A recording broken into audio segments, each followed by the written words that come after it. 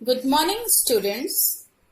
आज हम लोग मित्रता पाठ का अध्ययन करेंगे, जिसके राइटर कौन है? आचार्य रामचंद्र शुक्ल जी हैं। आप सबने पिछले वीडियो में इनका जीवन परिचय देखा था।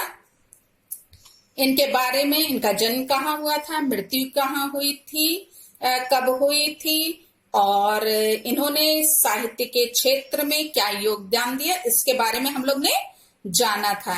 इनकी कौन कौन सी रचनाएं, ये सब जाने थे। आज हम लोग उनकी रचना मित्रता का अध्ययन करेंगे। मित्रता जैसे शब्द से ही आपको पता चल जा रहा है कि एक अच्छे मित्र के बारे में इसमें बताया गया होगा। देखा जाए, जब कोई युवा पुरुष अपने घर से बाहर निकलकर बाहरी संसार में अपनी स्थिति जमाता है, ये जो रामचंद्र शुक्ल जी हैं, उन्होंने युवा पुरुष को, यानी जो टीन एज वाले बच्चे हैं, जो कि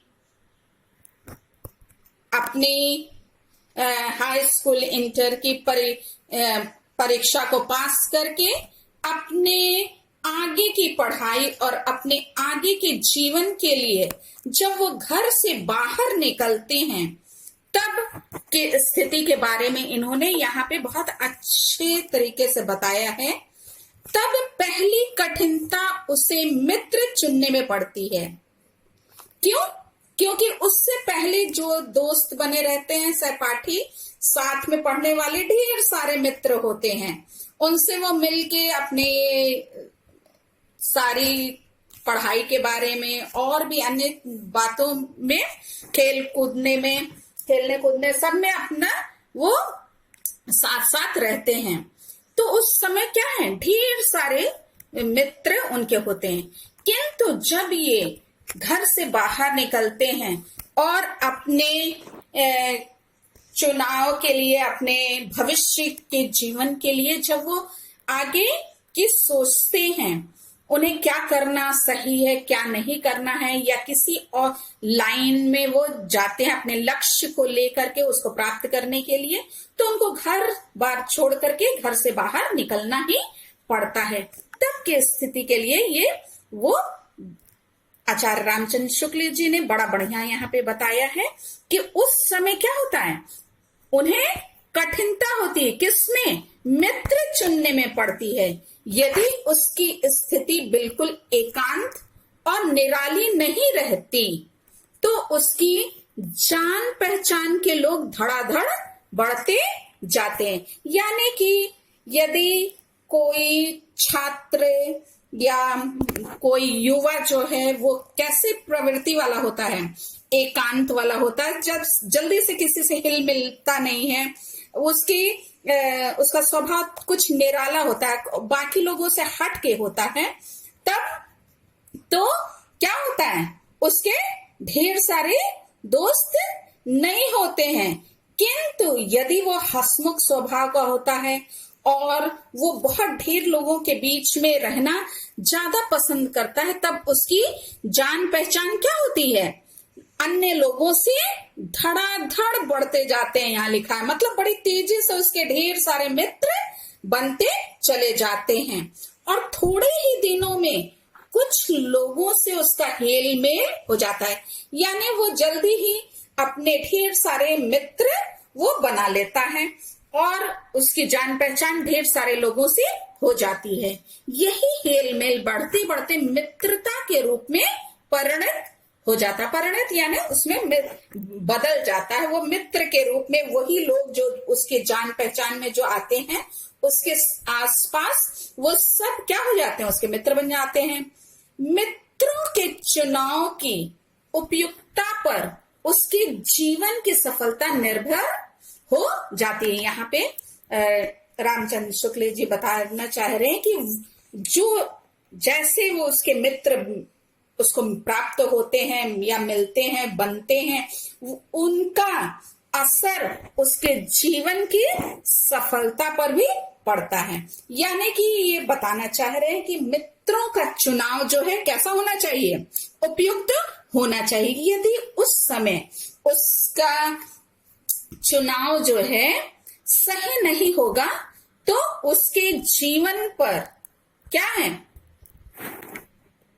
उसको अपने लक्ष्य को प्राप्त करने में क्या है, कठिनाई का सामना करना पड़ सकता है। क्योंकि संगति का गुप्त प्रभाव हमारे आचरण पर बड़ा भारी पड़ता है। किसका? संगति का। जिसके संग हम रहते हैं उसका क्या है, गुप्त प्रभाव। जरूरी नहीं है, ये एक तो प्रत्यक्ष रूप से होता है, प्रभाव पड़ता है, और एक अप्रत्यक्ष रूप से भी प्रभाव पड़ता है। हम उनके जीवन के द्वारा, उनके उठने बैठने, चलने फिरने, बातचीत करने के ढंग, ये सब का भी, खान पान, सभी का क्या है, बहुत बड़ा प्रभाव पड़ता है। तो यहाँ ये बता रहे हैं कि संगति का गुप्त प्रभाव हमारे आचरण पर बड़ा भारी पड़ता है। हम लोग ऐसे समय में समाज में प्रवेश करके अपना कार्य आरंभ करते हैं जबकि हमारा चित्त यानी हृदय कोमल और हर तरह का संस्कार ग्रहण करने योग्य रहता है। यानी कि वो मैच्योरिटी उसमें नहीं पाई जाती, अपरिपक्व स्थिति होती है। और ऐसे में वो क्या होता है, जल्दी से दूसरे के स्वभाव का, दूसरे के आचरण का उस पर प्रभाव पड़ता है। हमारी भाव अपरिमार्जित और हमारी प्रवृत्ति अपरिपक्व रहती है। अपरिपक्व यानी कच्ची रहती है। हाँ, अभी उसमें मैच्योरिटी नहीं आई रहती है। हम जल्दी से दूसरों से प्रभावित हो जाते हैं। हम अच्छे बुरे का हमें ज्ञान उस समय नहीं होता है। हम लोग कच्ची मिट्टी की मूर्ति के समान रहते हैं। देखिए कितना अच्छा बताया है। क्या उस समय जो युवा रहता है उस समय वो कैसा होता है, कच्ची मिट्टी की मूर्ति के समान। जैसे कच्ची मिट्टी की मूर्ति होती है, उसको जिस रूप में आप ढालना चाहें उस रूप में उसको अच्छे से हम क्या कर सकते हैं, ढाल सकते हैं। जैसे जिस रूप का चाहे उस रूप का करें, चाहे राक्षस बनावे चाहे देवता। यानी कि उस समय युवा यदि अच्छी संगति में पड़ता है तो वो क्या है, अच्छा उसका आचरण होगा, अच्छे उसका लक्ष्य प्राप्त करने के लिए वो सही दिशा उसको मिल जाएगी। लेकिन यदि उसको क्या है, गलत प्रवृत्ति, गलत व्यक्ति का साथ मिलता है, ऐसे मित्र मिलते हैं जो बुरे होते हैं, वो उनका यदि साथ मिला तो व्यक्ति क्या हो जाता है, बुरी संगत में पड़ जाता है और वो गलत राह पे चल पड़ता और वो अपना विवेक खो बैठता है। उसे उसकी जो समझ है वो क्या है, वो सही दिशा नहीं उसे मिल पाती है, जिसके कारण वो भ्रमित हो जाता है, संसार की बुराइयों में आगे बढ़ जाता है। ऐसे लोगों का साथ करना हमारे लिए बुरा है जो हमसे अधिक दृढ़ संकल्प के हैं। हाँ, यहाँ पे ये बताना चाह रहे हैं कि हमें ऐसे व्यक्ति का साथ नहीं करना चाहिए जो कैसे हैं, दृढ़ संकल्प के हैं, यानी जो ठान लेते हैं वो उसको करके ही छोड़ते हैं, क्योंकि हमारी ही बात को ऊपर रखते हैं, क्योंकि वो क्या है, हमारे मित्र हैं। तो जो हम कहते हैं उसी को वो क्या करते हैं, डिक्टो करते हैं, यानी उसी बात को वो कहते हैं हाँ जो तुम कह रहे हो वो सही है। क्योंकि ऐसी दशा में ना तो हमारे ऊपर कोई दबाव रहता है और ना हमारे लिए कोई सहारा रहता है। हाँ, जो दृढ़ संकल्प वाले यदि युवा के साथ हमारा साथ यदि हो जाता है तो क्या होता है, हमारे लिए वो सहारा न बन के वो बल्कि हमारे लिए एक गलत चुनाव ही होता है, क्योंकि वो क्या करते हैं, वो हम पर किसी प्रकार का दबाव नहीं डालते हैं, बल्कि हमारी ही बात को वो सही बताते हैं और वो हमारे लिए सही नहीं रहता है, वो कोई सहारा नहीं देते हैं।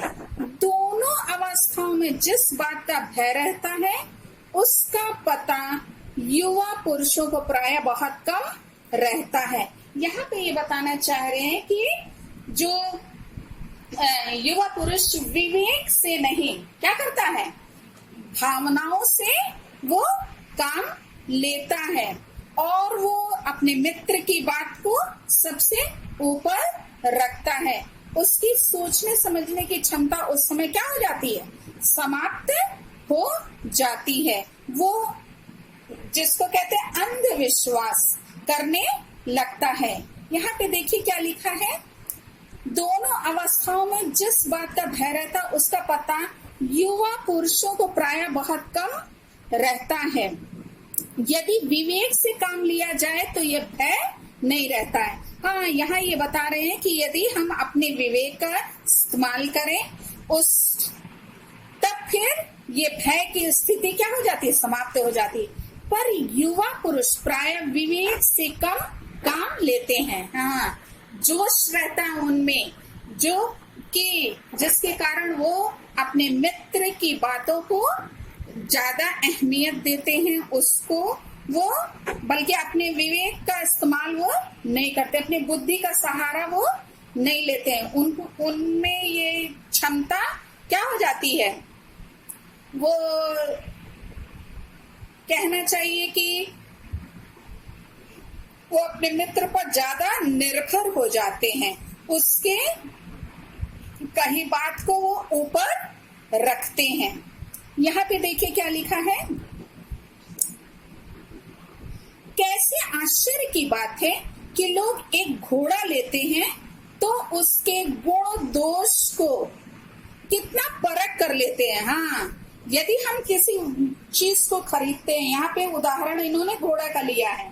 हाँ, यदि एक घोड़ा खरीदने जाते हैं तो हम उसको क्या है, अच्छे प्रकार से उसको देखते हैं कि वो पूर्ण रूप से स्वस्थ है कि नहीं है, और वो घुड़सवारी यदि हम करेंगे तो ये रेस में प्रथम आएगा कि नहीं आएगा, ये कहीं कमजोर तो नहीं है। तो मतलब कि हम जो है, यहाँ पे तो उन्होंने घोड़े का उदाहरण लिया, वैसे अन्य भी उदाहरण, ये कोई भी हम सामान खरीदने जाते, एक छोटा सा पेन ही खरीदने जाते हैं तो हम उसको सबसे पहले क्या करते हैं, लेते हैं, मांगते हैं, 2-4 तरह का बोलते हैं दुकानदार से कि आप दिखाइए, फिर उसके बाद उसमें से एक चुनाव करते हैं और फिर उसको चला करके देखते हैं कि अच्छा स्मूथली चल रहा है कि नहीं चल रहा है। मतलब कहने का तात्पर्य यह है कि किसी भी वस्तु को खरीदने से पूर्व हम क्या करते हैं, उसके गुण दोष के बारे में अच्छी प्रकार से जांच परख लेते हैं, तब उस चीज को हम क्या करते हैं, खरीदते हैं या लेते हैं। पर किसी को मित्र बनाने में उसके पूर्व आचरण और प्रकृति आदि का कुछ भी विचार और अनुसंधान नहीं करते। अनुसंधान यानी खोज, हाँ, उसके बारे में हम सोचते नहीं हैं, विचारते नहीं हैं, उसके बारे में वो पूरा डिटेल नहीं लेते हैं कि जिसको हम मित्र बना रहे हैं वो क्या अच्छे आचरण का है कि नहीं है, उसका बैकग्राउंड कैसा है, वो अच्छे खानदान का है कि नहीं, वो ऐसा तो नहीं कि वो कहने का मतलब है कि गलत संगत वाला है, उसकी संगति कैसी है, वो उठता बैठता कैसे लोगों में है। तो ये सब जानना बहुत जरूरी होता है मित्र बनाने से पूर्व, कि वो किस प्रकार का उसका आचरण है। वे उसमें सब बातें अच्छी मानकर अपना पूरा विश्वास जमा देते हैं। हाँ, युवा क्या करता है, जिस किसी को भी देखता है और वो उसे अच्छा लगता है, चाहे वो बाहरी आकर्षण हो, है, चाहे मतलब कहने का तात्पर्य है देखने में वो क्या किस प्रकार का है, उसकी खूबी थोड़ी बहुत देखी और फिर हम तुरंत उससे प्रभावित हो जाते हैं और उसको अपना मित्र बना लेते हैं। तो यहाँ पे ये क्या करते हैं, हम अपना पूरा विश्वास जमा देते हैं। हंसमुख चेहरा, बातचीत का ढंग, थोड़ी चतुराई या साहस, ये ही 2-4 बातें किसी में देखकर लोग झटपट उसे अपना मित्र बना लेते हैं। हाँ, क्या करते हैं, हंसमुख चेहरा देखेंगे, किसी का बहुत अच्छा सा चेहरा है, आपसे हिल मिल के बात करता है, बातचीत करने का उसका ढंग बहुत अच्छा है, और क्या है, थोड़ी चतुराई भी, मतलब चालाकी भी है और साहस भी है। तो हम ऐसे व्यक्ति को झट से अपना क्या बना ले, मित्र बना लेते हैं। यहाँ कह रहे हैं हम लोग यह नहीं सोचते कि मैत्री का उद्देश्य क्या है, मतलब मित्रता का उद्देश्य क्या है। हम जिसे मित्र बना रहे हैं उस मित्र के साथ से हमें क्या लाभ होगा, हम उससे क्या चीजें प्राप्त कर सकते हैं, इस बात को हम नहीं सोचते हैं, तथा जीवन के व्यवहार में उसका कुछ मूल्य भी है, यानी कि वो हमारे जीवन को प्रभावित कर सकता है कि नहीं कर सकता, उसके जीवन से हमें कुछ लाभ है कि नहीं है, ये सब हम कुछ सोचते समझते नहीं है। यह बात हमें नहीं सूझती कि यह एक ऐसा साधन है जिससे आत्म शिक्षा का कार्य बहुत सुगम हो जाता है। यहाँ पे ये कह रहे हैं कि यहाँ मित्र बनाते समय हम ये सब बिल्कुल नहीं सोचते हैं कि हमें आत्म शिक्षा यानी हमारे जो है आत्मिक लाभ होगा कि नहीं, ये सब बातें बिल्कुल हमें सूझती उस समय नहीं है। हमारा चारित्रिक विकास होगा कि नहीं, इस बात को हम बिल्कुल सोचते समझते नहीं। एक प्राचीन विद्वान का कथन है, विश्वास पात्र मित्र से बड़ी भारी रक्षा होती है। हाँ, क्या होती है, विश्वास पात्र मित्र से क्या होती है, भारी रक्षा होती है। जिस प्रकार से क्या होता है, औषधि जो होती है हमारे क्या करती है, आगे यहाँ लिखा है ना कि देखिए, जिसे ऐसा मित्र मिल जाए उसे समझना चाहिए कि खजाना मिल गया। कैसा, विश्वास पात्र मित्र जो आपके कमियों को ना देखते हुए आपके केवल गुणों का बखान करे, आपकी अच्छाइयों को देखे, आपके दोषों में सुधार लाए, ऐसा जो विश्वास पात्र मित्र है उससे क्या होती है, भारी रक्षा होती है। जिससे ऐसा मित्र मिल जाए उसे समझना चाहिए कि उसको क्या मिल गया, खजाना मिल गया। जैसे खजाना मिलने से हमें क्या है, अत्यधिक खुशी होती है, वैसे ही ये बता रहे हैं कि जो विश्वास पात्र यदि मित्र मिल जाए जिसपे हम विश्वास कर सकें, अपनी समस्त बातों को बता सकें और वो हमारी समस्याओं से हमें बाहर निकालने की योग्यता रखे, ऐसा यदि मित्र हमें मिलता है तो वो क्या है, जीवन की एक औषध है। औषध यानी दवा है। जैसे क्या होता है, रोग में हम क्या करते हैं, दवाई लेते हैं और उसको लेने से, औषधि लेने से हमारे सारे विकार जो हैं, शारीरिक विकार, वो सब क्या हो जाते हैं, दूर हो जाते हैं। वो हमें औषधि स्वस्थ बनाती है। वैसे ही विश्वास पात्र मित्र जो होता है वो क्या होता है, औषधि के समान होता है। वो हमारे दुर्गुणों को दूर करने का कार्य करता है।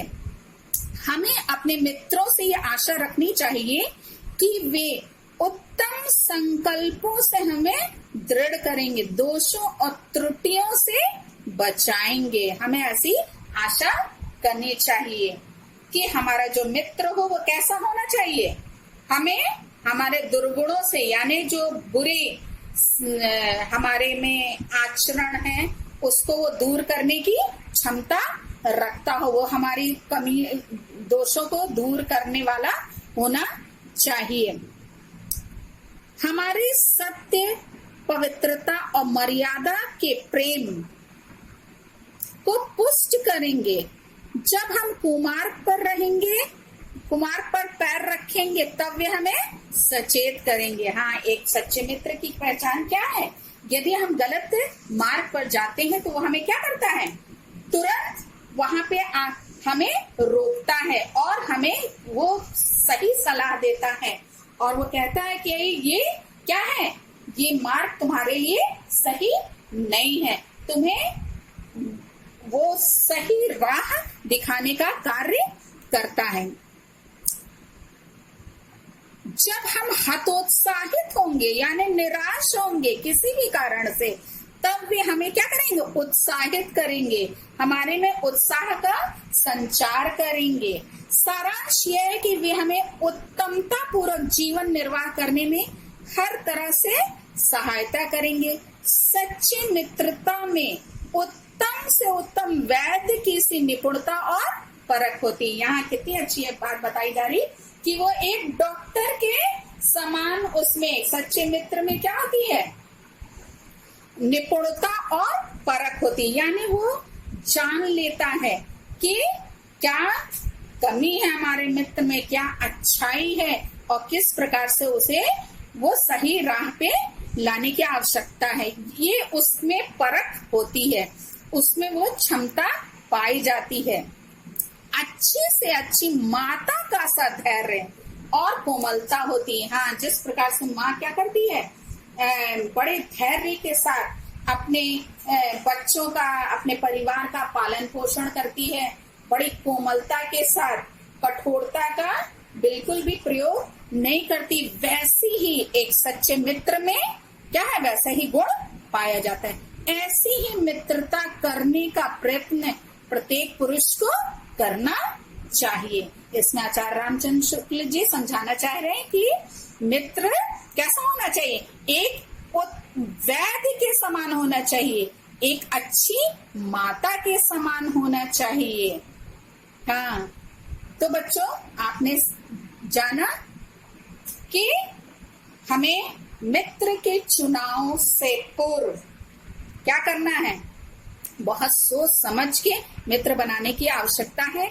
हमें यदि अपने लक्ष्य को प्राप्त करना है, हमें अपने जीवन में कुछ अच्छा करना है, तो हमारी संगति भी अच्छी होनी बहुत जरूरी है।